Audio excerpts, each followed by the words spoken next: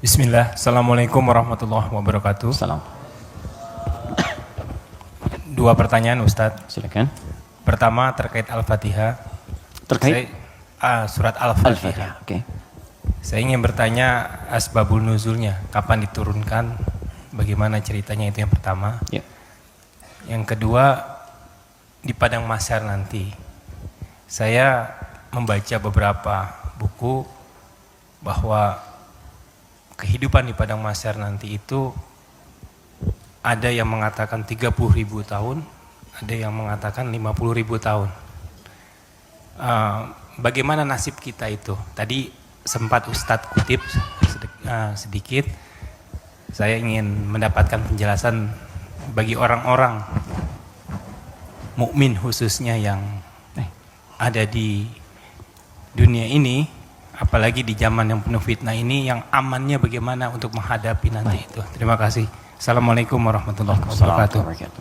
Oke. Pertama, asbabun nuzul, sebab turunnya surah Al-Fatihah. Saya berikan sedikit dulu informasi. Jadi ada dua jenis asbab di dalam fikih Islam. Kalau asbab itu terkait dengan turunnya ayat, asbab itu sebab. Jadi sebab itu bahasa Arab asalnya, diserap ke bahasa Indonesia menjadi sebab. Sebab turunnya Al-Quran disebut asbabun nuzul. Kalau sebab munculnya hadis disebut asbabul wurud. Maksudnya asbabul wurud namanya. Misal, pernah dengar hadis tentang isbal? Isbal itu pakaian yang melebihi mata kaki. Nah, itu apa sebabnya Nabi berkata hadis itu? Sebabnya apa? Nah, sebab namanya asbabul wurud. Dari pengetahuan sebab ini, kita akan melihat sebuah kesimpulan hukum. Jelas ya? Baik, sekarang apa sebab turunnya Al-Fatihah? Penting diketahui, tidak semua surah dan ayat dalam Al-Quran memiliki sebab asbabun nuzul, sebab turun. Bisa jadi itu sekedar perintah untuk ditunaikan secara langsung. Bisa jadi itu bacaan-bacaan praktek dalam ibadah ketika ibadahnya diperintahkan. Bisa jadi ada sebab turun ketika ada pertanyaan tertentu untuk menyelesaikan sebuah kasus. Al-Fatihah masuk pada bagian yang tidak ada asbabun nuzulnya, tapi menyertai perintah ketika diturunkan. Apa perintahnya? Salat. Diperintah salat ketika diturunkan, Nabi diperintahkan setahun sebelum hijrah, usianya 52 tahun. Jadi usia 53 tahun, beliau hijrah kemudian ke kota Yathrib yang kelak menjadi Al-Madinah Al-Munawwarah. 13 tahun berdakwah di kota Mekah, setelah usia 40 tahun diangkat menjadi Rasul, turunnya surah Al-Alaq. Setelah itu kemudian 12 tahun sebelum hijrah turunlah perintah salat. Saat perintah salat itu diturunkan, mesti ada bacaan yang dibacakan. Maka turunlah kemudian Al-Fatihah di situ. Saat turun di situ, kalimatnya Alhamdulillahi Rabbil Alamin, Ar-Rahmanir Rahim, Maliki Yawmiddin, Iyyaka na'budu wa iyyaka nasta'in, Ihdinas siratal mustaqim, siratal ladzina an'amta 'alaihim ghairil maghdubi 'alaihim waladdallin. Kemudian setelah turun digunakan dalam salat. Saat hijrah ke Yathrib yang kelak jadi Al-Madinah Al-Munawwarah, tiba-tiba si kecil namanya Abdullah. Anak laki-lakinya Abbas, paman Nabi. Beda 3 tahun usianya dengan Nabi. Abbas, anak laki-laki Ibnun. Maka sering disingkat Ibnu Abbas. Ibnu Abbas nama aslinya Abdullah. Ingat teman-teman, saya berikan rumus sedikit ya. Kalau Anda belajar hadis, menemukan kalimat Ibnu Omar, Ibnu Abbas, itu nama aslinya rata-rata Abdullah. Kenapa dihapuskan nama anaknya dan disebut kemudian nasab ke bapaknya untuk memberikan inspirasi kepada orang tua di masa datang bahwa begini cara mendidik anak seperti Nabi mengajarkannya. Jadi kalau anak itu kemudian beramal, orang tua dapat pahalanya. Ya, teman-teman kenal Ibu Umar bin Khattab? Bagus. Oke, baik. Belum ditulis sudah kelihatan kenal Umar bin Khattab, luar biasa. Hari ini spesial. Gak apa-apa mas, saya selesaikan. Datang sendiri, ngajar sendiri, ngapus sendiri, ngapus sendiri. Jamaah tinggal nanya, lihat masuk surga, enak banget. Masya Allah, surga Firdaus lagi. Udah nggak apa, udah selesai. Ya. Mudah antum ke surga juga. Insya Allah. Bercanda ya, mudah-mudahan nyata. Oke, fokus. Di sini. Fokus baik-baik.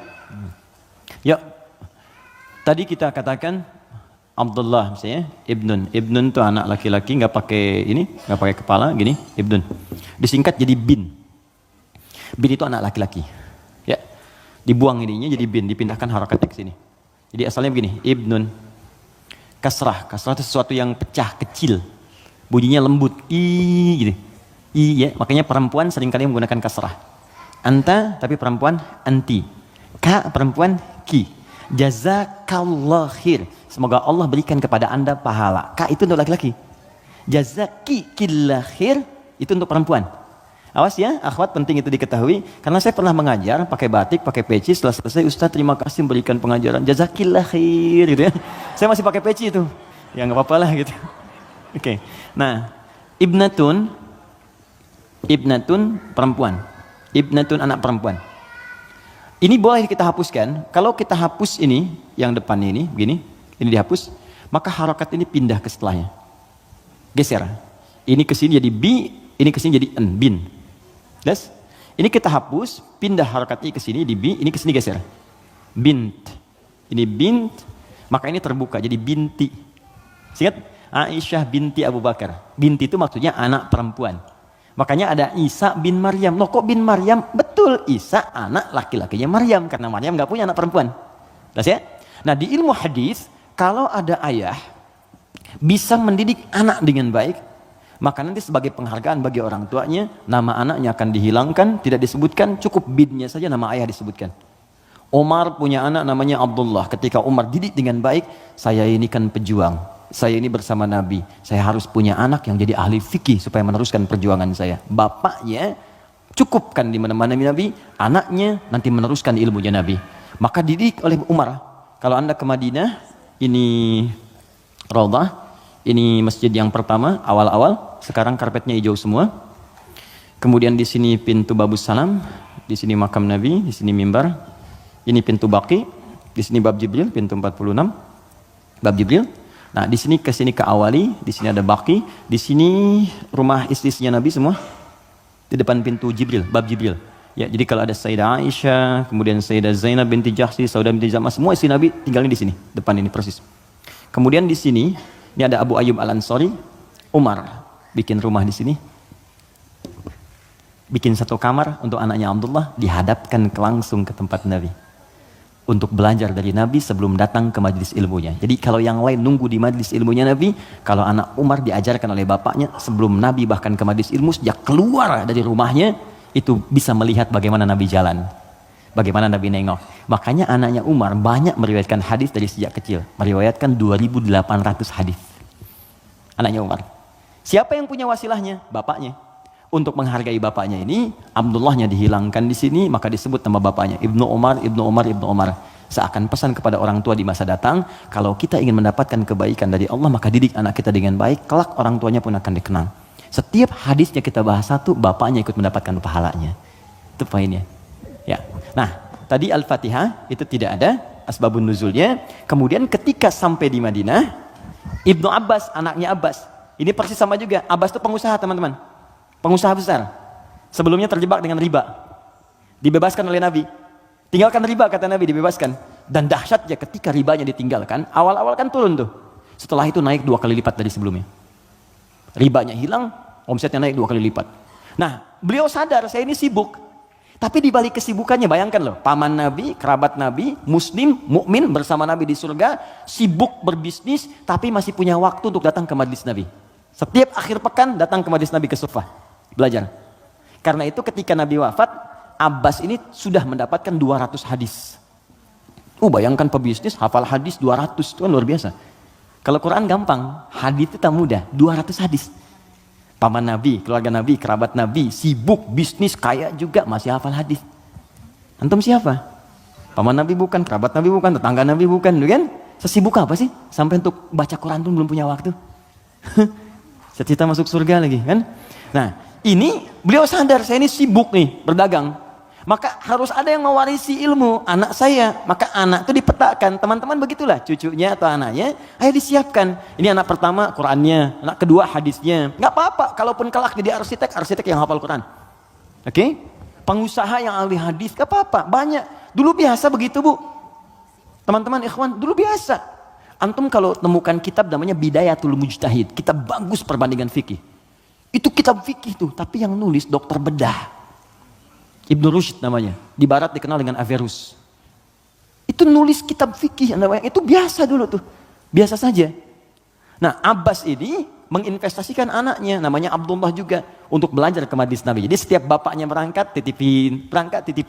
Ketika Nabi wafat, anak ini usia masih 13 tahun. Bapaknya hafal 200 hadis, anaknya hafal 2000 hadis.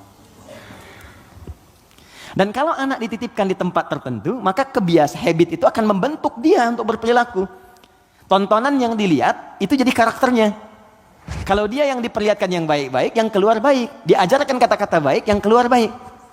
Sekarang ada pendekatan bagus, ini share sebentar. Jadi pendekatan Al-Quran sekarang namanya. Ya, saya juga share dengan teman-teman, termasuk di keluarga kami terapkan. Kalau Anda ingin cepat anaknya hafal Quran, maka dia bisa dilatih dan dikondisikan dari sejak awal. Dengan lingkungan Quran. Misal, lahir dari 0 bulan ketika lahir, itu Anda kondisikan misalnya speaker aktif di rumah. Ya, dalam setiap 1 bulan, dia dengar 1 juz. Bacakan aja, 1 juz. Setiap 1 bulan. Tapi jangan acak ya. Terurut. Misal bulan pertama, juz 1. Bulan kedua, juz 2. Pindah terus. Sampai bulan ke-30, usia dia 30 bulan, dia sudah mendengar 30 juz. Dan anak itu sejak mulai dilahirkan, organ pertama yang berfungsi kata Al-Quran, di kata Al-Quran, itu pendengarannya. Al-Quran langsung mengatakan, itu pendengarannya. Jadi ketika dia 30 bulan, dia sudah mendengar 30 juz. Itu sepakat dan sudah melalui research di sini, dia hanya butuh 6 bulan untuk menjadi penghafal Quran yang sempurna. Di usia 3 tahun, sudah hafal Quran 30 juz. Ini yang diterapkan orang tuanya Fajar. Beliau pengen bacakan sendiri, begitu dikasih ASI, bacain 1 juz. Begitu usia 3 tahun, kalimat pertama yang keluar di lisannya adalah ayat-ayat Quran. Dipanggil Ustadz mengecek, ternyata Allahu Akbar, 4 tahun sudah 30 juz. Terakhir kami ketemu sedang menghafal tafsir. Dan divonis lumpuh otak. Anda bayangkan, lumpuh otak hafal Quran 30 juz. Dan di mana Anda pada saat ini? Ya, kembali ke sini. Dia bertanya, Mas Primus, apa pertanyaannya? Ya Rasulullah, karena dia terbiasa dengan taklim, jadi dunianya masuk. Ya Rasulullah, kenapa Allah nggak turunkan 1 ayat yang bisa membatasi antara surah 1 dengan surah yang lainnya? Karena dulu masih nyambung, Al-Falaq nyambung ke An-Nas, sebelumnya Al-Ikhlas. Jadi orang nggak tahu pembatasnya di mana, walaupun dibacakan oleh Nabi. Maka diturunkanlah kemudian Bismillahirrahmanirrahim. Ya, karena pertanyaan anak kecil itu. Dijawab kemudian, Ibnu Abbas tuh sering bertanya, turun jawaban. Al-Baqarah 189 itu turun karena pertanyaan Ibnu Abbas. Ya Rasulullah, kok bulan bentuknya robah-robah, kemarin sabit, sekarang setengah, sekarang bulat betul, kenapa begini? Kenapa jadi ahillah turun? Yas'alunaka 'anil ahillah. Masya Allah. Qul hiya mawaqitu lin-nasi wal hajj. Ibnu Abbas yang tanya, turunlah Bismillahirrahmanirrahim. Sejak turun Bismillahirrahmanirrahim itu, maka Nabi membaca Al-Fatihah dengan 3 cara. 1, dibaca penuh dengan bismillahnya, dijaharkan. Bismillahirrahmanirrahim. Alhamdulillahi rabbil alamin. Ar-Rahmanirrahim. Baca. Baik. Ada yang kadang Nabi bacanya silent. Bismillahirrahmanirrahim. Alhamdulillahi rabbil alamin. Ar-Rahmanirrahim. Ada yang kembali ke awal tadi, nggak dibaca sama sekali. Alhamdulillahi rabbil alamin. Ar-Rahmanirrahim. Maliki yaumiddin. Maka dari sini riwayat tersebar, boleh dibaca. Ada yang keempat, rakaat pertama dibaca jahat kata Abu Hurairah, Bismillahirrahmanirrahim. Yang kedua nggak dibaca sama sekali.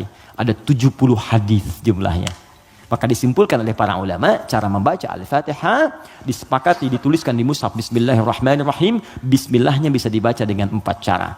Jahar, kencang, silent, tidak dibaca sama sekali, dibaca rakaat pertama, selanjutnya tidak. Semua riwayat tersambung kepada Nabi dan tidak ada kaitan dengan ormas tertentu. Oke? Karena saya pernah tugas di Mekah 2010 menyambut jemaah haji. Begitu datang depan Masjidil Haram, Isya imamnya Syekh Sudes. Ya, kan di situ mazhabnya Hambali, jadi disirkan Bismillahirrahmanirrahim. Alhamdulillahi rabbil alamin. Komentar pertama makmumnya, "Wah, iki imamnya Muhammadiyah loh." Muhammadiyah cabang Masjidil Haram Anda bayang. Ketuanya Syekh Sudes. Jadi nggak ada hubungan baik NU, Muhammadiyah atau yang kita berkomunikasi baik, ya, kemudian saling bangun hubungan baik, tapi paham ilmunya. Jadi kesimpulannya tidak ada asbabun nuzul untuk Al-Fatihah, tapi hanya terkait untuk kebutuhan dalam menunaikan ibadah. Tapi kemuliaan fadilahnya diungkapkan kemudian oleh Nabi, dipraktikkan dalam kehidupan dan dirangkum oleh para ulama dalam kitab tafsir. Sampai sini bisa dipahami? Baik, suasana mahsyar. Pertama jawabannya wallahu taala a'lam bissawab, karena memang kita belum ke sana. Karena wallahu a'lam itu Allah yang tahu. Maka kita tanyakan kepada Allah, Allah turunkanlah kemudian paparan dalam ayat-ayat Al-Qur'an. Baik. Tentang suasana itu diturunkan satu surah. Surah ke-75. Surah Al-Qiyamah. Persiapannya diturunkan surah Al-Waqi'ah. Surah ke-56. Waktu terjadinya diturunkan surah ke-31 ayat 34. Tentang kiamatnya, peristiwanya, persiapannya. Waktunya tidak diketahui. Dirahasiakan supaya kita semangat untuk beramal dalam persiapannya. Makanya kalau Nabi ditanya kapan kiamat, Nabi balik tanya persiapan kamu apa? Ya. Jawaban Nabi, jangan sibuk pikirkan kiamat, sibuk pikirkan amalan dirimu untuk ke situ. Karena kiamat pun dirahasiakan oleh Allah supaya kita semangat untuk beribadah menyambut itu. Dan nggak akan ada umat Nabi Muhammad kemudian hidup saat kiamat, nggak ada. Semua akan diwafatkan yang soleh-soleh, nggak akan mengalami itu. Gak akan mengalami, semua wafat. Maka turun Quran surah ke-31 ayat 34. Innallaha indahu ilmus sa'ah.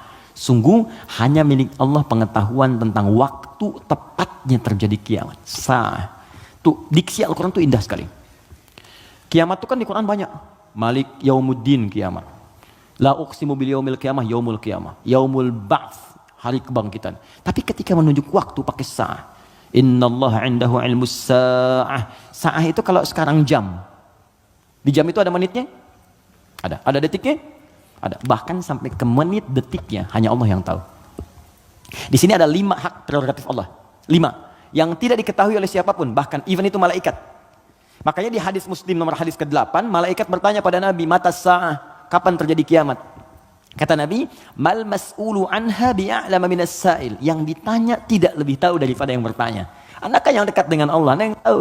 Nah, ini ingin menegaskan bahkan saya pun malaikat yang paling dekat dengan Allah nggak tahu kapan terjadinya. Apalagi dukun yang kemudian tiba-tiba ada di bumi.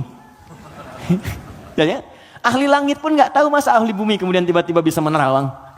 Ya, makanya kalau ada yang mengatakan kiamat akan terjadi tanggal sekian, bulan sekian, tahun sekian, udah abaikan aja. Ya, itu paling gampang, sudah jauhi.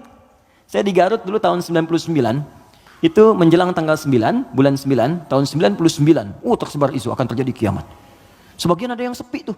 Sepi di pasar Garut tuh, Tarogong sepi apa. Saya bilang, kenapa nggak pada beraktivitas? Isu kiamat menyebar. Tiba-tiba nggak terjadi. Diundur katanya ke tahun 2012. Terjadi pengunduran kiamat, Anda bayangkan. Jadi itu poinnya. Jadi kalau waktu, jangan ditanya kapan terjadi. Yang penting untuk diketahui adalah persiapan kita apa. Dan paling dahsyat adalah jika terjadi perbuatan-perbuatan yang dengan perbuatan itu justru tanda-tanda kemudian kiamat itu semakin menuju dekat. Tapi dekat dalam pandangan Allah dengan kita berbeda. 1 hari bagi Allah hitungannya hari, bagi kita kan 1000 tahun. Ya kan? Bagi Allah dekat nih. Iqtarabatis sa'atu wan syaqqal qamar. Bulan telah terbelah, kiamat semakin dekat. Kiamat semakin dekat itu bukan saat Bang Deddy bikin sinetron. 15 abad yang lalu itu turun ayat, kiamat sudah dekat. Itu kalimat Quran. Kiamat sudah dekat 15 abad yang lalu. Cuman sudah 15 abad belum kejadian. Karena bagi Allah tuh gampang, tinggal 10 hari lagi, tinggal 7 hari lagi. Cuman sehari itu kan ribuan tahun. Jelas ya? Maka jangan dipikirkan waktunya. Tapi Nabi kemudian ditanya oleh malaikat, ma amaratuha, apa tanda-tandanya? Ya, idza talidal amatu rabbataha, jika sudah budak melahirkan tuannya. Wa antaral khufatal arata, ya, jika seorang budak melahirkan tuannya. Jika engkau melihat seorang penggembala bertelanjang kaki, telanjang dada, kemudian berlomba-lomba meninggikan bangunan. Ya, budak melahirkan tuannya, itu ada yang menyebutkan suasana sudah mulai terbalik. Halal dianggap haram, haram dianggap halal. Yang benar jadi salah, yang salah jadi benar, yang benar dibikin disertasi, dibikin tulisan ilmiah, ya, tiba-tiba dikalahkan oleh yang salah, gitu kan?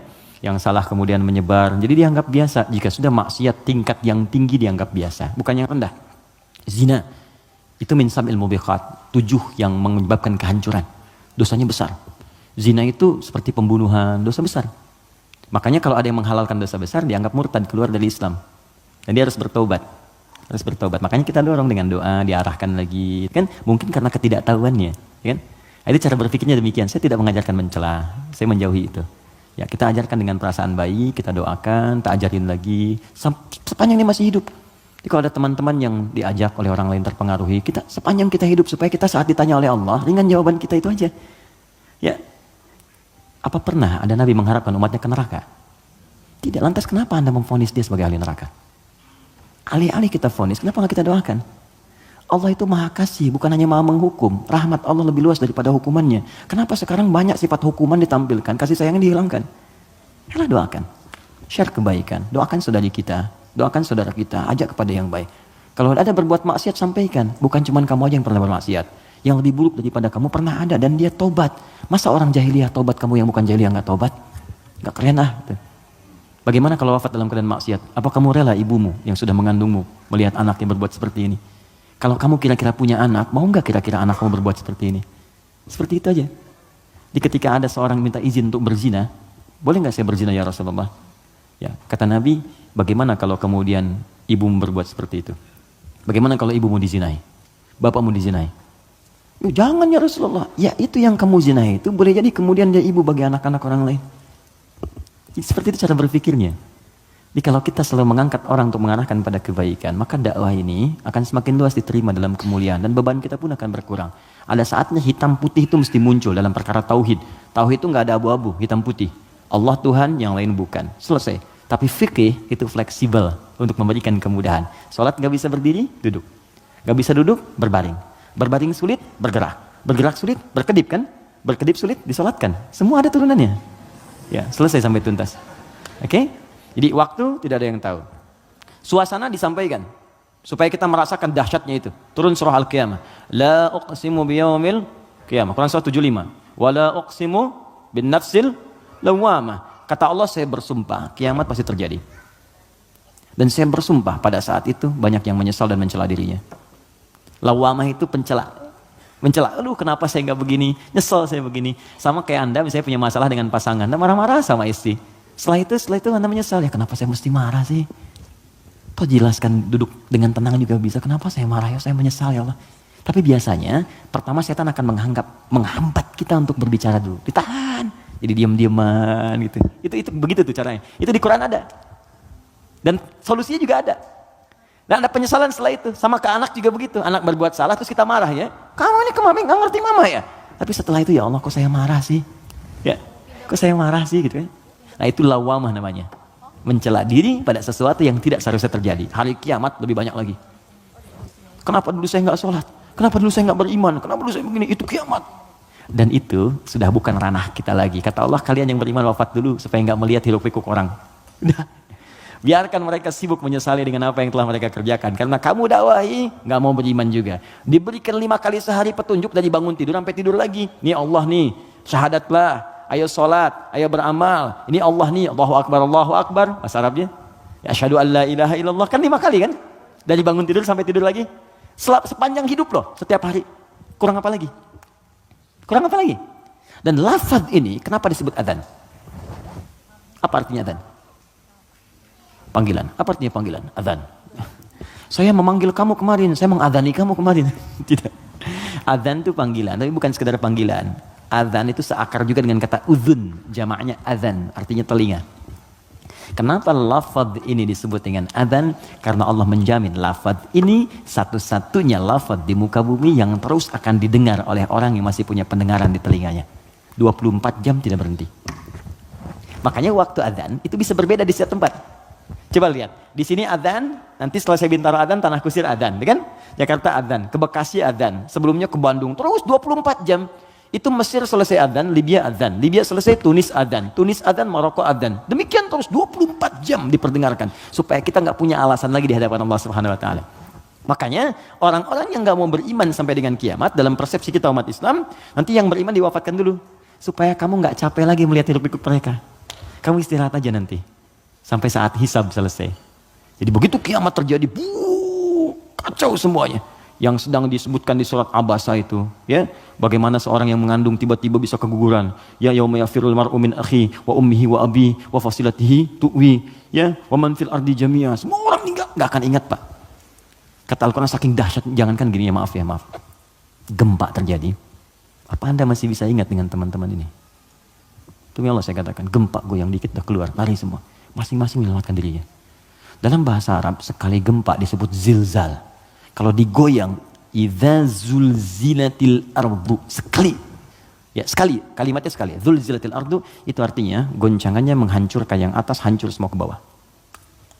Jelas? Tapi kalau disebutkan 2 kali, kalimat keduanya bentuknya bisa verb, kata kerja, atau juga noun, bisa kata benda. Bisa fi'il, awas, bisa isim, kata kerja atau kata benda.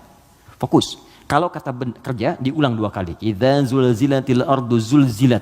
Kalau kata benda untuk menunjukkan suasana hancur semua bendanya pakai kata benda zilzal. Idza zulzilatil ardu zilzalaha. Kalau disebutkan 2 kali, itu bukan yang atas hancur ke bawah, tapi yang di bawah naik semua ke atas. Push. Kata Allah, kalau semua orang sudah nggak peduli dan menganggap biasa, gempa-gempa dengan skala-skala tinggi yang menghancurkan yang atas hancur ke bawah, sudah nggak peduli dianggap biasa. Udah jadi berita aja, gempa Ambon sekian, gempa Palu sekian, gempa Aceh sekian, gempa. Sudah biasa, nanti saya akan datangkan gempa yang tidak biasa, yang membuat semua orang baru merasakan apa yang terjadi. Saya naikkan semua yang dibawa ke atas. Wa akhrajatil ardu athqalaha. Baru orang berkata, wa qalal insanu malah. Ini ada apa ya? Ada apa ya? Anda ini dikasih gempa biasa aja, yang biasa, itu semua keluar, lari. Bursa efek keluar, yang di pegawai ini keluar, pekerjaan kantor ini keluar semua karena ketakutan. Nanti mau lari kemana? Karena yang di bawah ini diangkat ke atas semua. Puh. Saat itu kita sudah nggak ada. Karena orang beriman oleh Allah tuh diistirahatkan. Istirahat dulu aja, biar hancur semua dulu. Terus baru dibangunkan lagi, muncul lagi. Itu di surah Qiyamah.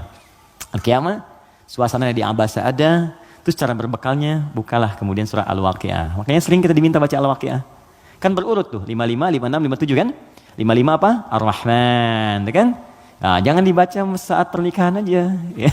Saat lamaran baca Ar-Rahman. Sekarang tuh keren, tapi saya senang bagus-bagus sekarang pakai Al-Quran. Ya. Sampai ada seorang kiai kedatangan 3 orang ya untuk melamar putrinya, cantik, bagus, soleha. 3 orang datang melamar, pertanyaan pertama Quran. Anda siapa namanya? Saya Anas Pak. Bagus, baca surat Anas. Anas. Ya bagus katanya. Yang kedua siapa namanya? Saya Torik Pak. Ya, baca At-Torik. Baca bagus ya. Yang kedua belum disuruh udah pucat tuh. Adik siapa namanya? Saya Imran Pak. Tapi dia pintar. Tapi panggilan sehari-hari kulhu Pak. Ya Allah, udah sini. Oke, jelas ya Mas Bime?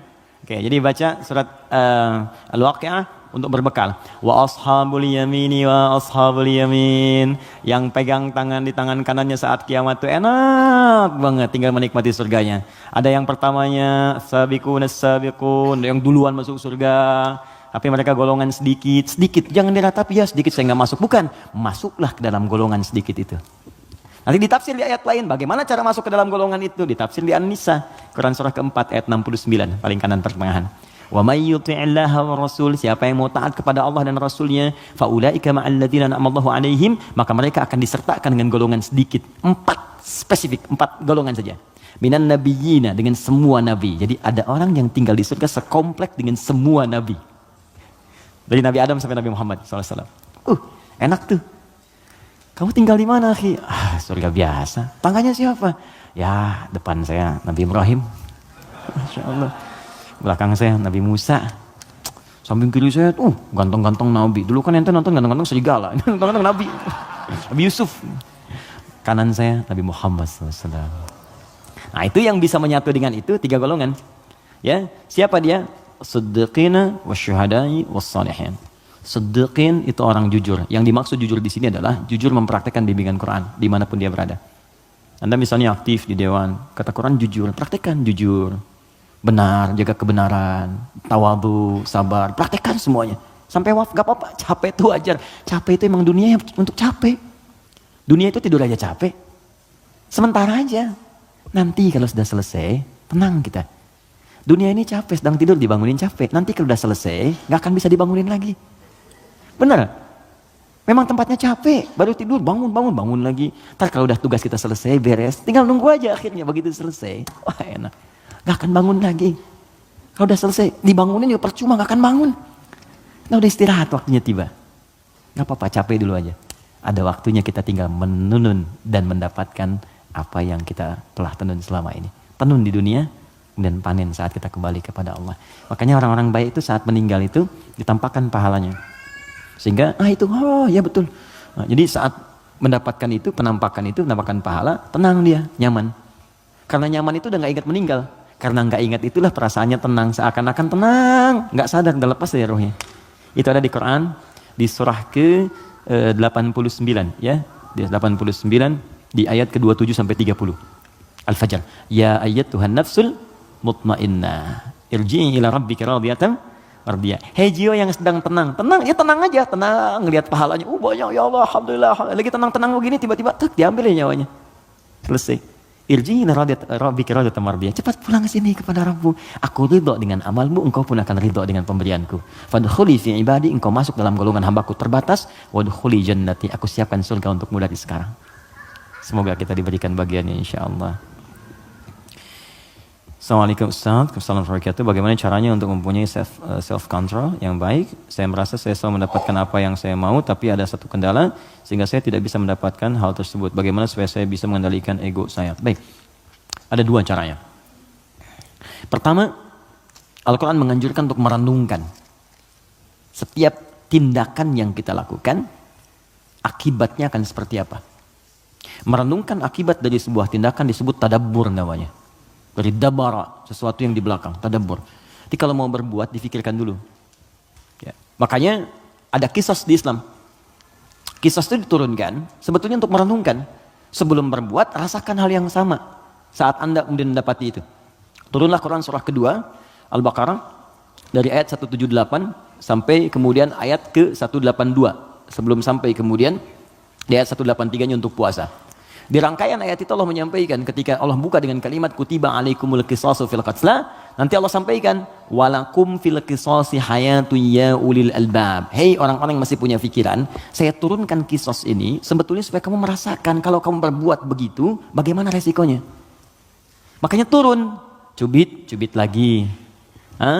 Kemudian pukul lagi. Kalau ada yang bunuh lagi. Jadi tahu resikonya supaya merasakan kalau punya akibat begitu bagaimana.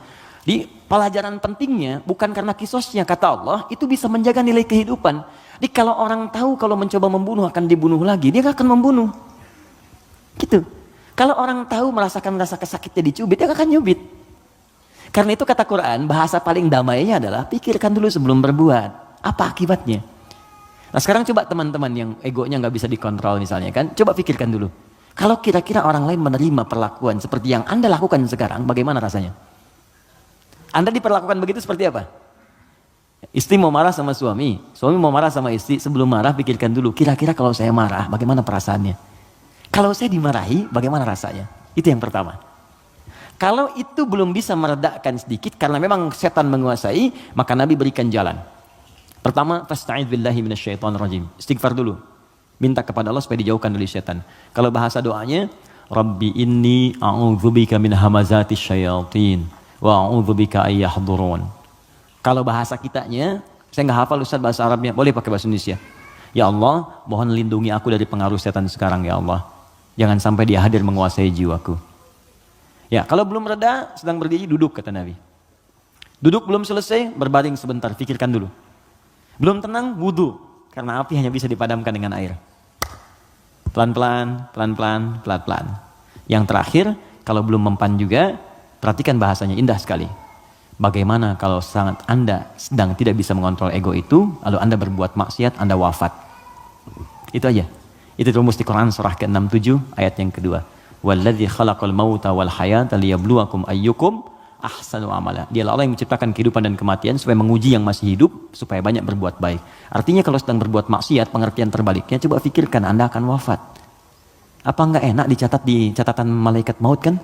Ya, begitu dicatat meninggal dalam keadaan marah-marah. Enggak enak banget. Terus dibuka lagi di hari kiamat, semua orang lihat. Kan enggak enak. Ke pengajian tiap pekan, ngaji, sholat, azan lagi, meninggal dalam keadaan marah-marah gitu. Kan enggak enak banget, dibuka semuanya. Makanya bertobat dari sekarang, sensor. Ya, teman-teman kan ada adegan yang enggak baik kan disensor. Ya kan? Dubbing, suara yang kurang jelas dubbing. Sekarang itu kata-kata maksiat kita sensor dari sekarang mumpung belum meninggal. Supaya filmnya enggak dibuka di hari kiamat. Ya, saat hisab kan dibuka semua. Wa may ya'mal mithqala dzarratin khairan yarah wa may ya'mal mithqala dzarratin syarran yarah. Yang sedikit pun baik akan ditampakkan, yang jelek akan diperlihatkan. Maka yang buruk-buruk kita hilangkan dari sekarang. Wallahu taala a'lam bissawab. Saya ingin bertanya, saya ingin jawab. Jika saya datang sholat berjamaah telat. Ustadz, jika saya datang sholat berjamaah telat, pertanyaan saya, kenapa Anda telat? Orang lain bisa tepat, Anda telat, kenapa? Ayo ya, kita coba sesuaikan. Saat imam sudah mulai bacaan sholat, oke? Satu, ada 3 pertanyaan. Bila imam akan segera ruku, apakah saya boleh baca doa iftitah dulu, lanjut al-fatihah? Gini, ruku itu saya pernah jelaskan, itu seakar dengan kata rakaat. Berasal dari kata ruku. Artinya kalau imam sudah mendapatkan ruku ya, Allahu Akbar ruku. Lalu Anda ikut ruku. Nah kalau Anda sudah ikut ruku itu artinya Anda dapat 1 rakaat. Paham ya? Dapat 1 rakaat. Nah sekarang persoalannya adalah ketika imamnya masih berdiri, terus tahu akan ruku dari bacaan jahar kelihatannya. Ya, walam yakul lahu kufuwan ahad. Mau ruku nih, Anda datang takbir. Allahu Akbar. Apa yang harus saya lakukan Ustaz? Kalau masih sempat baca Al-Fatihah 3 ayat saja. Bismillah, Alhamdulillah, Ar-Rahmanir-Rahim. Langsung ke Al-Fatihah. Lewati iftitahnya. Langsung. Bismillahirrahmanirrahim. Alhamdulillah Rabbil Alamin. Ar-Rahmanir-Rahim. Langsung takbir lagi kemudian ruku. Ikuti imam. Itu sah. Kenapa? Karena ukuran surah dalam Al-Quran yang paling pendek itu 3 ayat. Al-Kautsar. Inna a'tainakal kautsar. Fasholli rabbika inna syani'aka huwal abtar. Mengambil ukuran terpendek. Jadi kalau kita bacakan 3 ayat di Al-Fatihah ini sudah cukup langsung ruku. Tapi kalau imamnya ruku, Anda datang, maka itu sudah selesai. Maka Anda langsung takbir, Allahu Akbar, langsung ruku. Contoh, boleh? Depan. Bismillah. Silahkan di sini menghadap ke sebelah sini saja ya, biar netral sedikit. Ke sebelah sana. Ruku, Mas Dimas, mohon izin. Ini ruku ya. Saat ruku ini, mohon izin, boleh? Ya, antum, bukan yang belakang. Bismillah. Jangan begini, sedang ruku. Imam, maju sedikit Mas. Mohon izin luruskan ya dengan meja ke sini. Nah ini datang terlambat misalnya kan? Masbuk. Kenapa terlambat? Yang lain kan bisa pas gitu. Anda harus terlambat. Jangan diulang lagi ya. Nggak baik seperti itu. Ya, sini. Oke, ini sudah ruku, fokus, ini datang. Maka cukup takbir, Allahu Akbar. Oke, langsung ruku. Allahu Akbar. Ikut ruku. Ya, dan nggak usah baca Al-Fatihah lagi, langsung ruku. Baik, cukup. Mohon izin, maaf. Nah, ini dalilnya, ini hadis Nabi sallallahu alaihi wasallam, "Innama ju'ilal imamu liyutamma bihi." Sungguh imam dijadikan untuk diikuti, fa qiraatul imam qiraatul ma'mum. Kalau Anda enggak bisa menjangkau bacaan imam karena imam sudah masuk ke rakaatnya berikutnya, ruku, maka bacaan imam sudah mewakili makmumnya. Jelas? Tapi jangan sengaja menunggu imam ruku. Belum ruku, masih panjang, tenang aja. Minum, begitu ruku. Allahu Akbar. Lumayan. Nah, ini enggak tepat. Silakan. Syukran. Makasih. Mohon maaf ya. Paham ya? Nah, ini bagian pertama. Jadi itu 1, oke, 2. Atau saya langsung baca Al-Fatihah dan mengikuti imam ruku, sudah selesai saya jawab. Bila saya baca Al-Fatihah menyebabkan saya tertinggal ruku, apakah saya tidak usah membaca dan langsung mengikuti imam ruku? Bila seperti itu apakah saya harus menambah rakaat di akhir karena saya baca Al-Fatihah? Karena ada yang bilang kalau berjamaah Al-Fatihah ditanggung imam. Oke, saya sudah jelaskan semua ya. Ya, pertanyaannya sudah selesai, sudah saya jelaskan keseluruhannya. Ada yang lain? Baik. Assalamualaikum Ustaz. Waalaikumsalam warahmatullahi wabarakatuh. Ini belum saya baca. Jika kita berobat ke tempat semacam Pak Haji, mungkin Anda, bukan kita. Saya tidak ikut. Oke. Jika Anda berobat ke tempat semacam Pak Haji yang orang sebut, lalu Anda dikasih obatnya, air minum, yang doakan, apakah itu masuk syirik atau bagaimana Ustaz? Mohon pencerahannya. Tergantung. Jika Anda minta doa, tabarruk dengan doa itu, wasilah, supaya mohon berdoa, didoakan kepada Allah. Anda bisa berdoa sendiri, minta, ya, dan bisa saling mendoakan. Nabi kadang saling mendoakan dengan sahabat, doakan. Bahkan Nabi minta dibacakan oleh Abdullah bin Mas'ud Al-Quran. Abdullah bin Mas'ud datang sini, coba bacakan surat ini. Kata Abdullah bin Mas'ud, ya Rasulullah, Anda kan yang Nabi, tapi saya ingin mendengar bacaanmu. Sesama sahabat saling mendoakan, biasa, saling ketemu, doakan, itu biasa. Dan boleh, adabnya boleh. Anda ketemu ulama minta doa. Dulu kami begitu, bertemu ulama minta doa, Syekh doakan kami, doa kami. Sekarang agak beda, orang ketemu Ustaz minta foto. Ketemu ulama minta selfie deh. Lengkapilah dengan doa. Doa yang ditempatkan di hati itu doanya. Ya, doanya minta doa kebaikan. Nah, boleh Anda silahkan kalau datang. Itu dalilnya diantaranya Quran surah ke-5 tadi ayat 35. Ya ayyuhalladzina amanu taqullaha wabtaghu ilaihil wasilah. Hai orang-orang beriman, tingkatkan takwamu kepada Allah, cari wasilah untuk mendekat kepada Allah. Apa diantaranya? Kisah yang paling tepat untuk menjawab ini adalah tentang Al-Fatihah itu.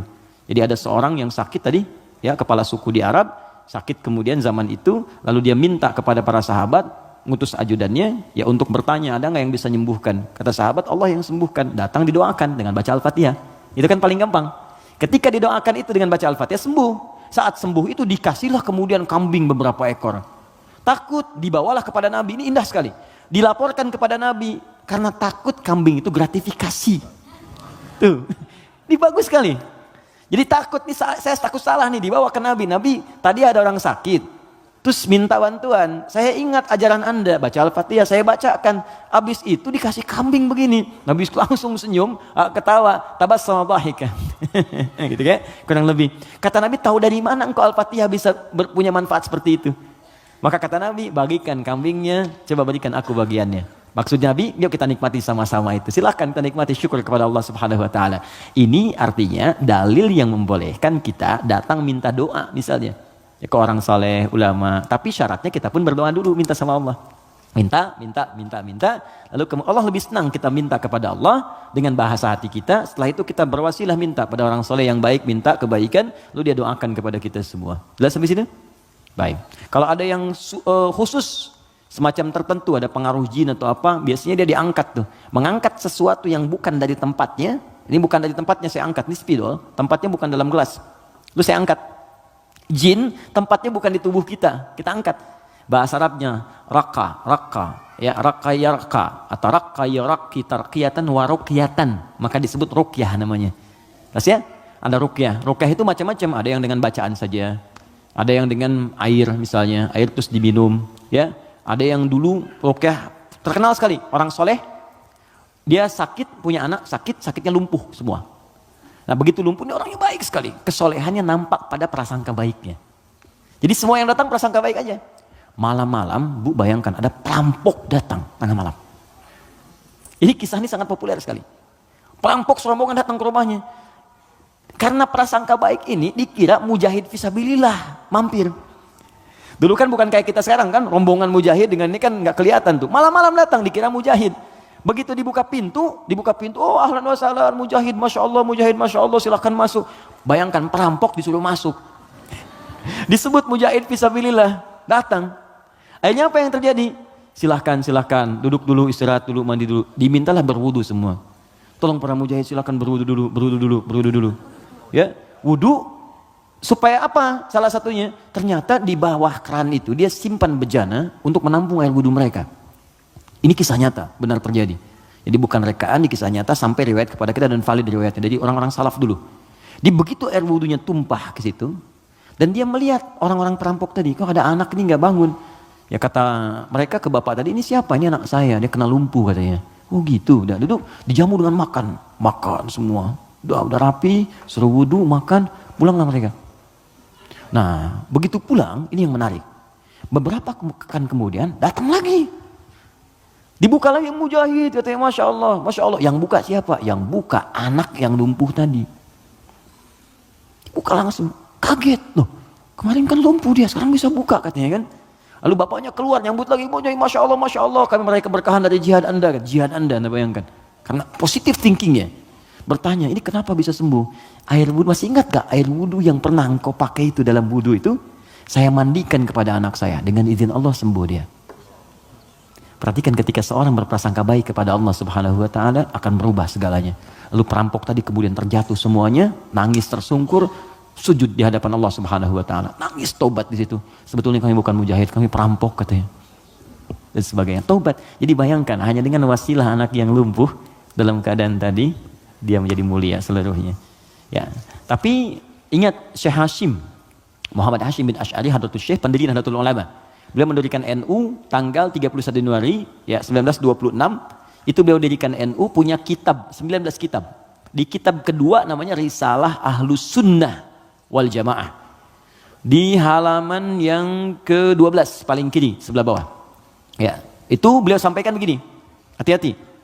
Wa minhum al-abahiyuna, hati-hati ada aliran yang menyimpang di tanah Jawa. Itu diungkapkan di tahun 1333 Hijrah. Sekarang 1431. Sudah berapa tahun? Ya kurang lebih 100 tahun lah ya. Kurang lebih 100 tahun. Kata beliau, ada aliran Abahiyun. Siapa itu? Tokohnya itu ahli zikir. Zikir. Tapi cara zikirnya melahirkan kesimpulan yang menyimpang. Apa kesimpulannya? Kalau sudah dekat dengan Allah, fala yantabiqu alaina al-amru wan nahyu. Karena sudah merasa dekat dengan Allah dengan zikirnya, maka sudah tidak berlaku lagi perintah dan larangan. Di sholat sudah nggak berlaku lagi karena sholat itu masih latihan. Kalau zikir sudah dekat dengan Allah, nggak usah sholat lagi. Maka kalau Anda menemukan yang seperti ini, kata beliau, jauhi karena itu mengajak pada kesesatan. Anda datang tiba-tiba, ya mungkin panggilannya kiai gitu kan. Ya pakai jubah lebih lebar daripada Batman. Kadang-kadang kan tertukar lah sekarang. Sekarang atribut kiai dengan dukun itu disama-samain, susah gitu kan. Pakai. Datang, Anda konsultasi, nanya, Anda nggak tahu karena nggak tahu itu. Tiba-tiba waktu zuhur tiba, Allahu Akbar, Anda tanya, Pak Yai kok nggak sholat dulu kita? Adek ini, kalau Pak Yai fisiknya di sini, rohnya sedang sholat. Kalau yang seperti itu tandanya dukun, tinggalkan, jauhi. Ya. Kata beliau disebut sesat, kata beliau ya. Ada kawan kami titip pertanyaan, baik titipkan jawaban kepada beliau. Dulu dia pencaharian utamanya jadi bandar judi. 2 tahun lalu dia tobat, alhamdulillah mau hijrah. Dia membuat bisnis kain yang bidangnya halal, sembako. Tapi sumber modalnya masih dari sumber judi. Waduh. Ya. Pertanyaan, apakah bisnis sembako tersebut otomatis haram juga? Jika ya, bagaimana cara membersihkannya? Sedangkan itu mata pencarian dia satu-satunya. Quran surah ke-51 ayat 22. Paling kanan pertengahan. Wa fis samaa'i rizqukum wa ma tu'adun. Hei seluruh manusia, sebelum engkau lahir, rezeki kamu telah aku tetapkan di langit dan aku janjikan akan diberikan. Kaidah pertama. Dikata Allah, rezeki kita itu sudah teratur, nggak akan tertukar. Nggak akan tertukar. Ada putri yang tertukar, ada menteri yang ditukar, tidak ada rezeki yang tertukar. Rezeki nggak ada yang tertukar. Jadi ini pun memberikan pesan kepada kita, jangan pernah mencuri. Jangan pernah mencuri karena buang-buang energi. Ya mohon maaf, nggak akan pernah rezeki kita diambil orang, pasti balik. Pasti balik. Hanya ada rezeki orang dititipkan pada kita, itu ada. Ada. Ini rezeki saya bukan minuman ini? Bukan. Rezeki saya itu kalau sudah masuk ke dalam kerongkongan saya. Mungkin ini rezeki orang, cuman di atas namakan saya saat ini ada di sini. Kalau saya nggak minum, kan yang minum orang lain. Bisa Mas Dimas, bisa yang lain dan sebagainya, itu kan?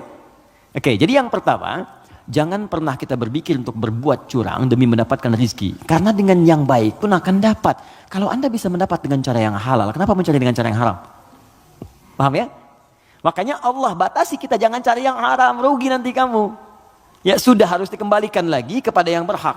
Setelah itu menderita juga. Coba bayangkan, bukankah kalau ada orang yang korupsi, ketahuan, ditangkap dia, dikembalikan lagi kemudian apa yang dia dapatkan? Karena TPPU, ya tindak pidana pencucian uang diambil semua kan? Itu saking sayangnya Allah, jangan menyebar rezeki yang haram, ambil semua. Bahkan yang telah diinvestasikan pun tarik lagi. Kenapa? Karena ini bersumber dari yang haram. Kalau yang haram berproses terus dipakai lagi kepada yang lain, maka haram akan menyebar keharamannya. Maka yang pertama, jangan takut kehilangan rezeki. Jangan takut, karena semua akan diberikan sesuai dengan janji Allah. Nah, bagaimana cara kita mendapatkannya? Turunlah Quran surah ke-2 Al-Baqarah ayat 168, paling kanan sebelah bawah. Ya ayyuhan nasu, hai semua manusia, kulu mimma fil ardi halalan thayyibah. Hei semua manusia, kalau ingin dapat rezeki maka kerja. Cari makan. Allah cuma minta bergerak aja, kerja. Kalau ada keluar dari diri kita untuk bekerja, bergerak aja, rezeki turun. Silakan kreatif, sekarang banyak kreativitas. Ada yang dengan peluit, 2.000, makasih Pak. 5.000, makasih Om.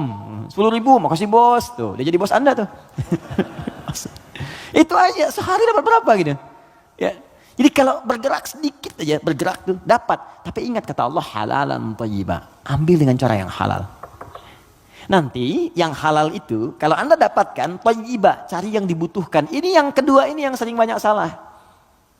Di banyak orang mendapat dengan cara yang halal, tapi thayyibat yang dipraktikkan. Thayyibah itu artinya keluarkan ya rizki yang kita dapatkan itu, kemudian beli yang kita butuhkan, yang bermanfaat untuk kita.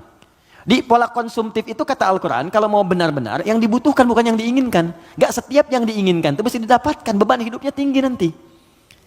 Ya ini, kalau haus butuh apa? Minum, jadi minuman yang ada kan kita bisa minum.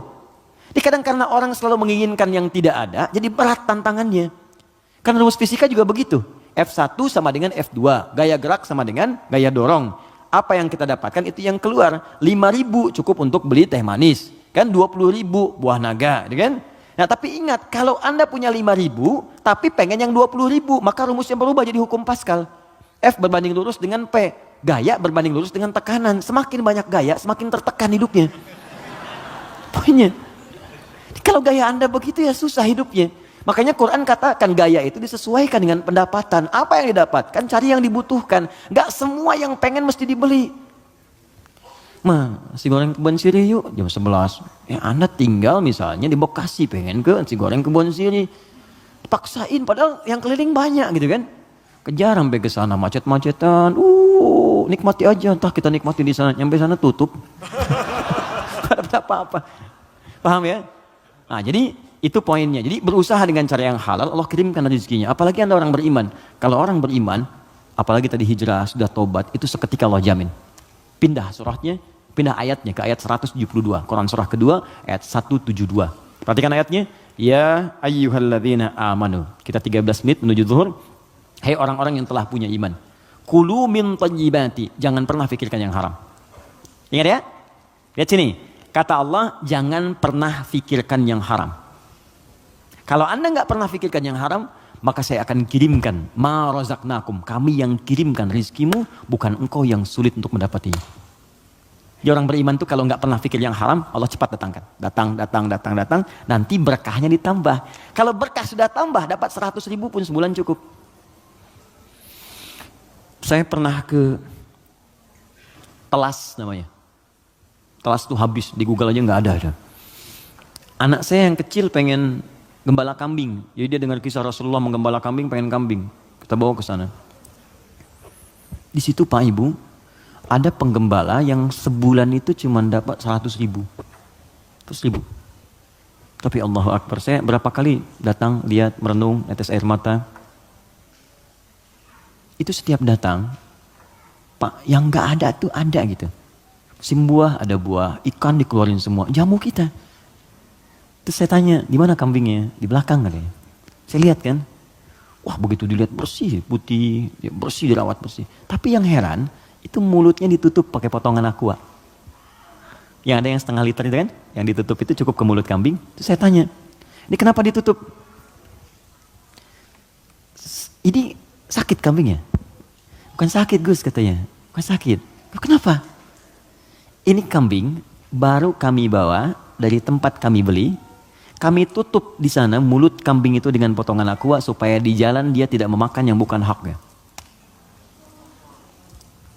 Itu saya berhenti dan keluar air mata saya. Saya bilang, saya mengajar hampir tiap waktu, kamu yang praktekkan. Banyak orang mendapat surga tapi Anda yang paling layak. Saya tutup mulut kambing ini supaya nggak makan yang bukan haknya. Banyak orang hadir taklim, menjaga lisannya begitu sulit. Dia jarang taklim, kambingnya pun ditutup mulutnya. Untuk tidak makan yang haram. Makanya rezekinya Allah kirimkan. Banyak 100.000 gitu. Gak pernah mengeluh ceria gini. Ada lagi orang penghafal Quran. Wah itu dahsyat itu juga. Jadi kalau Anda kunjungi, istrinya akan berkata, Alhamdulillah ya Allah Ustaz, Allah tuh baik sekali. Abi diberi rezeki banyak banget. Banyak tuh sebulan dapat 500.000. Banyak banget. Kalau Anda kunjungi itu ikan keluar, buah keluar. Apa kerja istrinya? Ngambil suluh di sawah, duduk, bikin, nyiapin ini. Tahu Anda? Istrinya hafal Quran 7 riwayat. Suaminya 30 juz. Anak-anaknya hafal Quran semua. Kalau kita membangun kedekatan dengan Allah tuh, yang lain kecil lah. Kecil. Bahkan saat harta itu datang tuh kita malah sibuk nggak pakai itu gitu. Dah, kasih. Saya tuh kalau belajar ulama kita dulu tuh, Masya Allah. Ya, Kiai Haji Nur Ali tuh di Bekasi ada jalan Kiai Haji Nur Ali. Itu Pak, Ibu kalau taklim beliau ada amplop datang tuh kasih banyak tuh. Itu nggak banyak orang tahu. Malamnya dijajarkan begini. Santrinya dikumpulkan. Buka katanya, buka. Ada yang 5.000, yang 1.000, 10.000 sebagainya. Itu nggak pernah diambil oleh beliau. Kata beliau, ini 10.000 tolong berikan ke madrasah sana. Yang 5.000 wanana yatim. Yang 1.000 janda-janda sekitaran ini. Santuni semua. Hidupnya berkah. Jangan takut. Kalau Anda bisa mendapatkan yang baik, kenapa mesti berjudi? Nah, kalau Anda bisa berbuat yang halal, kenapa mencari yang haram? Kalau Anda bisa jadi orang soleh, kenapa berbuat salah? Tinggalkan yang buruk tadi. Nah, kalau pernah bertobat dan hijrah, alhamdulillah pertahankan tobat dan hijrah itu. Hijrah itu artinya meninggalkan total yang buruk-buruknya. Termasuk tadi hasil judinya yang dipakai modal. Jangan dipakai modal. Sudah, keluarkan. Bagaimana cara mengeluarkannya? Cara mengeluarkannya adalah berikan kepada yang sosial yang umum sifatnya. Setelah itu Anda coba bekerja. Kalau memang nggak ada sama sekali, Anda bisa gunakan itu untuk sementara, untuk mendapatkan sesuatu yang lebih baik. Jadikan misalnya cari kerja untuk dapat kerja itu boleh dalam keadaan darurat. Nanti setelah mendapatkan yang baik-baik, cukup itu ini keluarkan. Sambil pertambah sedekah, tambah infaknya, keluarkan zakat kalau sudah masuk ke dalamnya. Itu seperti itu akan menutup yang kurang-kurangnya. Walakum ru'usum ma qad salaf. Ya, yang dulu-dulu akan ditutup oleh Allah. Sudah selesai semuanya. Yang sekarang akan dibuka. Tapi kalau Anda jadikan andalan itu, maka itu tetap akan menanam perasaan buruk di dalam jiwa kita. Jadi kalau harta kotor itu masuk ke dalam tubuh kita, jadinya begini. Quran surah 6 ayat 25. Wa fi adhanihim waqra. Dia akan beredar dengan darah. Kalau masuk ke telinga jadi daging, dia akan menutup sumber kebaikan. Kalau ke mata, awas. Wa ala absarihim ghishawah, akan menjadi penghalang. Nanti kalau masuk ke dalam tubuh kita, fi qulubihim marad, ada penyakit, maka lengkaplah khatamallahu ala qulubihim wa ala sam'ihim wa ala absarihim ghishawah. Kalau dimakan oleh keluarga, maka jadi bara neraka nantinya. Andanya mungkin merasa biasa, anak-anak mulai sulit diingatkan sholat, mulai sulit baca Al-Quran, mulai sulit menghafal dan sebagainya.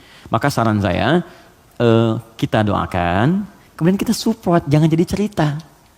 Siapa teman kita itu? Yang konsultasi kepada kita, doakan, Anda apa support? Makanya persaudarakan. Saya tuh bingung, orang Islam sekarang hidupnya masing-masing, kenapa sih? Kenapa nggak bersaudara? Nabi itu kan mempersaudarakan. Khazraj dengan Aus. Ini saya pengen juga kajian musyawarah, teman-teman cobalah mengenal satu dengan yang lainnya. Terus saling support. Anda punya program apa? Support. Bisnis apa? Endorsein, barengin. Itu kenikmatannya itu terasa. Jangan takut rezeki Anda diambil. Gak akan tertukar. Jadi semuanya akan mendapatkan bagiannya masing-masing. Gak usah takut. Ya, ustadz-ustadz juga demikian tuh. Jalan, saling bagi, mengajar, melengkapi dan sebagainya. Itu saya sarankan seperti itu. Jadi yang bertanya ini kalau ada kesulitan kita respon. Mungkin dititipkan kepada kita, mungkin kita bisa memberikan solusi. Jelas ya? Saya kira itu kita ada 7 menit saya kira. Saya jawab yang terakhir ini. Setelah itu kita berdoa dan siap-siap menunaikan salat berjamaah insyaAllah. Bismillah, assalamualaikum warahmatullahi wabarakatuh. Assalamualaikum. Jazakallah khair atas kesempatannya. Allah semoga Allah muliakan Anda.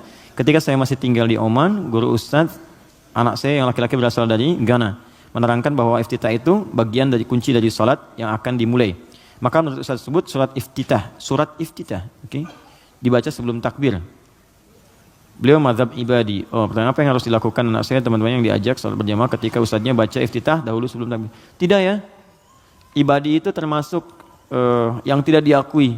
Saya sudah pernah ke Oman dan saya tahu mazhab di sana apa saja. Ibadi ada, Sunni ada, Syiah juga ada. Di pertengahan yang punya Masjid Biru itu saya sudah pernah kunjungan ke sana. Jadi ibadi termasuk di antara paham yang tidak diakui. Ya, tidak diakui dalam sistem mazhab fikih dalam Islam kekinian yang mainstream. Ya, karena itu menurut saya kembalikan kepada yang Sunni yang sudah diajarkan kepada kita semua. Nah, sumbernya bukan karena ibadi, Sunni atau yang lain, sumbernya itu petunjuk dari Nabi. Hadisnya bagaimana? Ayatnya bagaimana? Buka Quran surah kedua Al-Baqarah ayat yang ke-43. Wa aqimus shalah. Tunaikan oleh kalian salat. Bagaimana menunaikannya? Maka diikuti dengan mengikuti petunjuk Nabi. Maka turunlah Quran kemudian surah ke-3 ayat 31, paling kiri sebelah atas. Qul in kuntum tuhibbunallaha fattabi'uni. Kata Allah, kalau kalian cintai aku, ikuti bagaimana Nabi mengajarkan. Nah, seperti apa Nabi mengajarkan salat? Karena kalau nggak diajarkan, kita nggak bisa meniru. Maka buka hadis Muslim nomor hadis 397, buka Al-Bukhari nomor hadis 711. Dari kisah siapa? Sahabat Abu Hurairah. Siapa yang menunjukkan? Khalid bin Rafi' Az-Zuraiki. Bagaimana bunyinya dari Nabi? Bunyinya kurang lebih begini. Ya, idza qumta ilas shalah, kalau kamu pengen sempurna salatnya, asbighul wudu, sempurnakan wudu. Wudu sempurna. Wudu dulu. Tsumastaqbilil qiblah, menghadap ke arah kiblat. Menghadap ke kiblat. Fakabbir, kemudian bertakbir. Setelah takbir diajarkan baca iftitah. Ada 9 jenis doanya. Ada yang pendek, ada. A'udzubillahi samil alim minasyaitonir rajim, ada. Ada misalnya yang gabungan, ada. Ada yang agak panjang. Allahumma ba'id baini wa baina khataayaya, ada. Ada yang Allahu akbar kabira, walhamdulillahi katsira, subhanallahi bukratan wa asila. Ini satu doa. Satu doa. Kalau Anda bacakan lagi, wajjahtu, itu doa-doa digabungkan jadi satu. Ya. Ada 9 jenis doa iftitah itu, panjang sekali. Yang panjang, pendek. Kenapa ada pendek, menengah, panjang? Supaya sesuai kondisi. Jadi kalau kita sedang buru-buru di perjalanan, di airport misalnya, atau di stasiun, kita sedang menunggu misalnya kereta atau pesawat sedang tunggu, jangan yang panjang-panjang. Yang sedang aja yang pendek. Allahu akbar kabira, alhamdulillahi katsira, subhanallahi bukratan wa asila. Langsung Al-Fatihah. Kan? Atau kita bacakan a'udzubillahi samil alim minasyaitonir rajim. Dah, langsung Al-Fatihah. Ya, pendek sekali. Pendek sekali. Ya, jadi begitu kita kemudian bacakan, masuklah Al-Fatihah. Tsumaqra Fatihatul Kitab. Kemudian baca Al-Fatihah. Tsumaqra ma tayassara minal Qur'an. Kemudian bacakan apa yang paling ringan yang bisa kita bacakan. Surat pilih setelah Al-Fatihah. Tsumma falyarkas. Setelah itu kemudian kamu ruku. Ya, hatta tatma'inna raki'an. Jangan dulu kamu bangun sampai kamu tenang rukunya. Semuanya lengkap. Dijelaskan dari awal, dari wudu sampai salam selesai. Dan tidak pernah dijelaskan oleh Nabi baca iftitah sebelum takbir. Ya, iftitah. Itu tempatnya setelah bertakbir. Takbir baru iftitah. Adapun Anda ingin baca bismillah sebelum takbir, boleh. Mengambil hadis umum. Apa hadis umumnya? Kullu amrin dzibalin la yubda'u fi bismillahirrahmanirrahim fa huwa abtar. Setiap perbuatan baik yang tidak dimulai dengan bismillah maka terputus nilai pahalanya. Ustadz, tapi kan Nabi nggak contohkan. Tahu dari mana? Nabi nggak contohkan. Itu bukan nggak dicontohkan, saking jelasnya nggak usah dicontohin lagi. Paham? Pernah Anda lihat Nabi makan apel baca bismillah? Pernah Anda lihat Nabi baca pakai pakaian baca bismillah? Tidak ada hadis contohnya. Tapi kalimat umumnya ada. Untuk makan baca bismillah, makan apa saja. Gak usah dirinci. Jadi semua perbuatan baik itu dalilnya. Jelas ya? Tapi sholatnya dibuka dengan takbir. Baru dimulai hukum sholat itu saat dibuka dengan takbir. Ditutup kemudian dengan salam. Kalau digoda setan, ta'awudz ada. Fasta'idz billahi minasyaitonir rajim. Makanya ada orang sebelum sholat baca ta'awudz. Ada yang baca An-Nas. Karena dia berdoa minta supaya setan dijauhkan dari pengaruhnya saat sholat. Paham di sini? Baik ya, saya kira seperti itu yang kami terangkan. Semoga ada manfaatnya. Kalau apa yang saya sampaikan ada benarnya, itu hanya titipan saja dari Allah untuk diamalkan. Tapi kalau salah, berarti memang mutlak dari kekurangan ilmu yang Allah titipkan kepada saya. Anda bisa share kembali dengan ustadz-ustadz yang lain, belajar dengan mereka, dan dapatkan nilai-nilai kebaikan yang kiranya bisa menambah wawasan kita semua. Pesan saya, jangan saling mencela, jangan saling merendahkan, belajar yang baik, saling tolong-menolong dalam kebaikan, bersahabat yang baik. Mungkin itu yang bisa memberikan hidayah dalam hidup kita. Ya, saya ucapkan terima kasih. Sebelum diakhiri, saya ingin sampaikan beberapa pengumuman. Yang pertama, saya tidak bosan-bosan mengatakan bahwa hidup kita itu terbatas. Suatu saat pasti pulang. Sekali-kali sebelum tidur, coba rasakan mungkin tidur saya yang terakhir. Lihatlah ke cermin, pantaskah jadi ahli surga? Kalau sudah paham dengan itu, maka segera perbaiki diri. Kalau punya titipan di rumah, ada istri, ada suami, ada anak-anak, maka coba pikirkan, masa iya antum ke surga anak-anak tertinggal? Maka berubahlah dengan baik. Ya, berjamaah dalam kebaikan, dan itu semua akan ringan untuk dilakukan. Bismillah mulai. Kalau sadar akan wafat, pasti tidak akan main-main dalam hidup. Itu satu. Yang kedua, teman-teman, saya ingin teman-teman tuh dan kita semua lebih bersaudara dengan baik. Bersaudaralah dengan baik, sehingga kita bisa share nilai kebaikan itu lebih mudah untuk dikerjakan. Kalau ada yang kurang dari teman-teman, jangan dieksplor kekurangannya. Kita ajak dalam kebaikan. Minimal doakan dalam sujud kita di tengah malam, supaya dapat kebaikan. Yang ketiga, bersabar. Setiap orang punya ujian. Ada ujian di keluarga, ada ujian di pekerjaan. Bukan cuma Anda aja yang punya masalah. Nabi dulu punya masalah. Semua Nabi punya masalah dan lebih besar daripada kita. Nabi Ayub sakitnya nggak seperti kita, lebih parah. Nabi Muhammad dilempar kotoran, Nabi Muhammad dilempar batu. Masa kita cuma dilempar kata-kata kemudian langsung turun dan tidak mau kembali jadi baik. Yang terakhir, berbekal. Ya, sekarang saya insya Allah bahagia sekali. Jadi kita buka karantina itu hafalan. Kita ajarkan metode taisir yang Allah titipkan. Itu senang sekali lihat anak-anak ada yang 9 tahun, 12 tahun, 17 tahun, sampai yang 46 tahun. Ada ikut menghafal Quran. Yang paling indah 24 hari hafal Quran 30 juz. 25 hari, ada yang 30 hari. Jadi begitu selesai, pada nangis tuh. Ya, nangis terus nelpon orang tuanya. Orang tuanya datang, nangis semua. Oleh ya Allah, ya Allah. Itu luar biasa. Pokoknya kalau dapat sesuatu tuh, kalau kita punya amalan baru dan kita menuntaskannya, ada perasaan tuh indah dalam hati kita. Ayo coba mulai. Yang mau saya sampaikan, orang lain sudah mulai. Jadi kalau Anda nggak mulai, Anda tertinggal. Tertinggal. Ayo mulai. Anak-anak lihat sekolahnya di mana, ajarin sholatnya. Cari sekolah yang bagus, fisikanya, matematika, tapi sholatnya juga bagus. Qurannya bagus. Supaya ada pengaruhnya, ada ketenangan di hidup.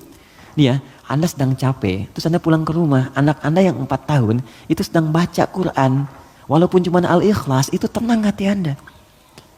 Ya, ayo mulai, dan semoga Allah muliakan kita semua. Apa yang bisa saya bantu, saya akan bantu semaksimal yang saya bisa lakukan.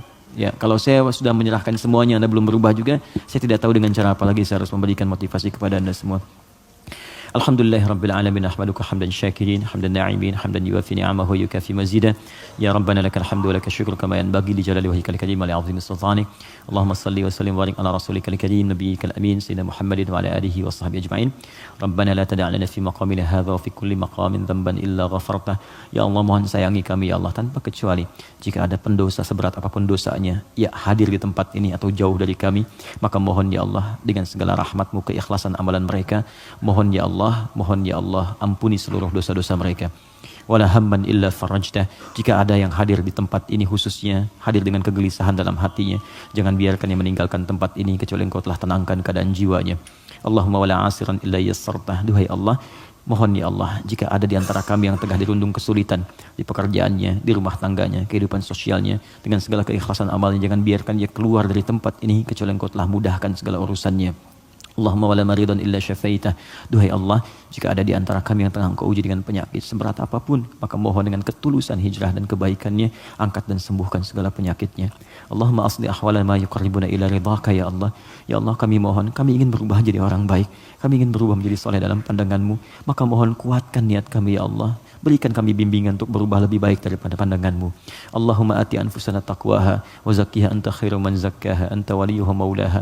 Ya Allah, kami tidak menguasai jiwa kami tidak mampu mengendalikan diri kami, maka kami mohon kepada Engkau pemilik jiwa kami, bersihkan semua kotoran yang melekat pada jiwa kami.